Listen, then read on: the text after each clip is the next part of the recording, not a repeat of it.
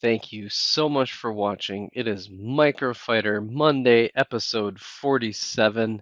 The theme for today is the vehicles of the Phantom Menace. So I'm planning on over the next few weeks, planning on going over, or for the next few episodes, I should say, planning on kind of going through, a few of the movies.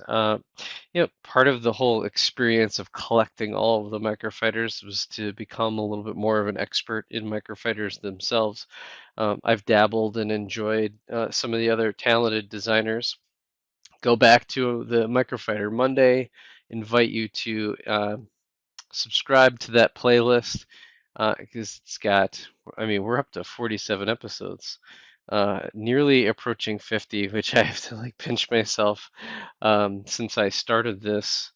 I think it was end of November last year, early December, somewhere in that ballpark. I guess week 52 would be pretty close to when, when I'll be, so I guess it would have been December, but either way, one of the things is I did want to become really good at microfighters. My next aspect is to kind of see and learn, maybe even do a few mocks, which I did one. I did the like an advanced prototype Sith TIE fighter, which right back over in there. So there's a whole video, an episode on that. That was a lot of fun to do. I'm mostly a recolor, not even like a full design on my side because I don't use Studio or any of the other design. I mainly just really have been enjoying the sets that have been already designed. Today, my theme is Phantom Menace, and it kind of, again, what I was really getting at was that I want to learn a little bit more of the behind the scenes with Star Wars. I'm kind of expanding my knowledge a little bit as I've kind of come out of my dark ages. I've always been a Star Wars fan, always been a fan of Lego, and now I'm really kind of diving in headfirst. And Microfighters is a great way to do that, especially as a whether you're coming out of your dark ages or if you're a new collector of Star Wars, the Microfighter line is a great place to start because it does not break the bank. You can you can buy the usually a typical wave you can buy for $30 to $60, and you have a year to do it. So that's not a bad way to get started. Now, we'll talk and we'll see that for certain movies there may be some serious gaps in the vehicles and some of the figures and some of the things that you could obtain in a particular as Lego designs them for a particular movie. But I think it'd be fun to kind of discuss, open to commentary, if there's vehicles that you think in the Phantom Menace that Lego should have designed. I've kind of put here, and I'll go to my right to start. There are in Phantom Menace, and again, there's a lot of ships that are kind of really in that like periphery and just kind of just out there. There's not even really a ton of ships that Lego probably could have done. I put this in here. I know normally this is seen as kind of a Tatooine thing, but I kind of threw this in there. This is a more recent one. So this is the T-16 Skyhopper. While this wasn't in the movie in particular, I just want to point out that there's a lot of like airspeeder class type vehicles. And I may do like almost like a maybe a series where I try to do different airspeeders. They're kind of fun to create different variations. Um, and so this is the T-16 variation. There's a whole bunch others. I think it was like T-46. There's a whole array of them. Again, it'd be fun to make a few, but there were, again, a Phantom Menace. There were a lot of just starships in general, or I should say air speeders in general.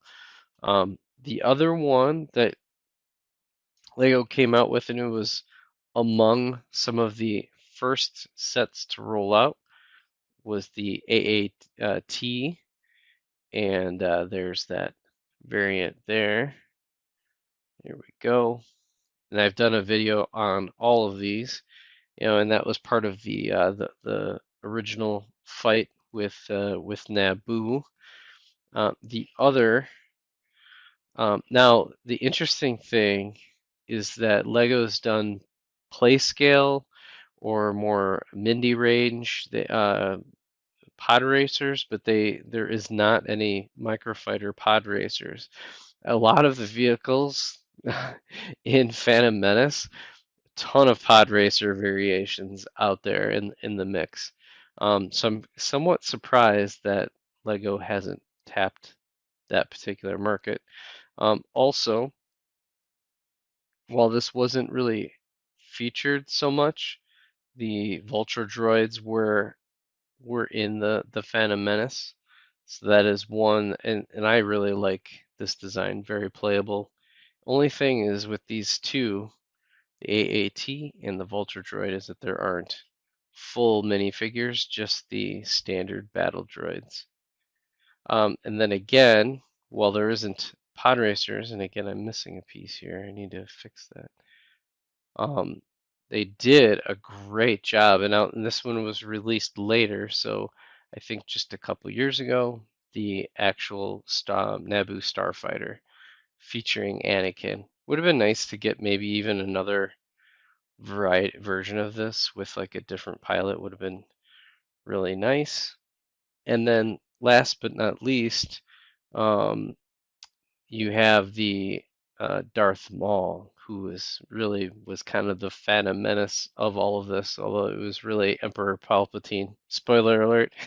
That was evil, as we all find out later. This at first I wasn't really really high on this, but once I had this Sith infiltrator in person, boy, it's really a nice build. And then of course Darth Maul is a fantastic figure to have. So, just off the top of my head, again, there weren't really a ton of vehicles for Lego and really Star Wars in general for the Phantom Menace to be released. Could have been a couple of variants of some air speeders, probably wouldn't sell well, um, which would be kind of an issue. I will say that it would be nice to get like a Republic attack cruiser, and I know that there is designers, and maybe I'll find one out there that's done kind of those different Republic cruisers or some of the other light frigates.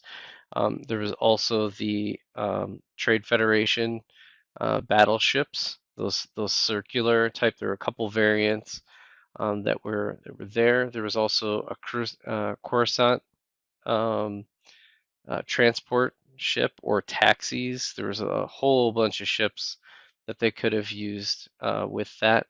And the only other one was that underwater sub.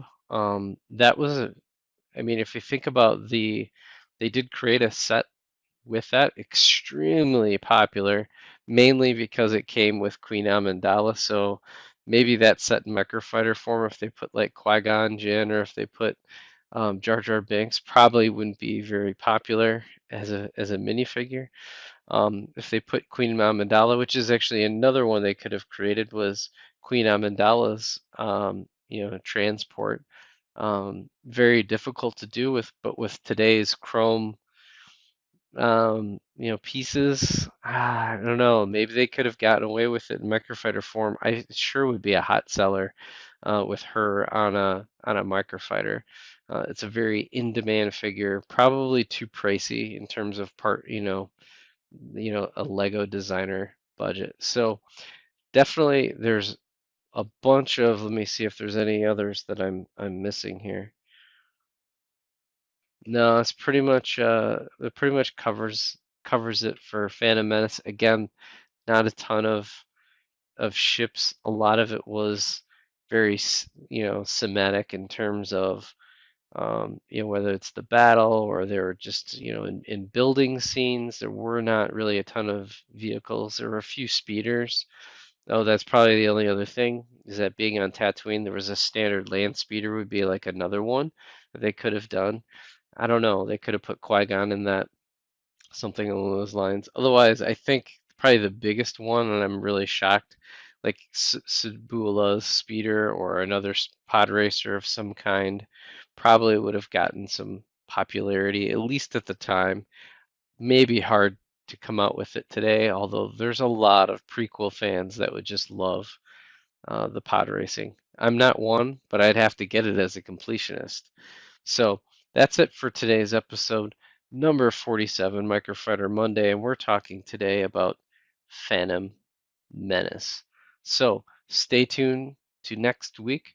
I'll do a little Attack of the Clones. There's really not too many to talk about, so it should be a short episode. So till next time, and may the Force be with you, or may the Phantom Menace be with you.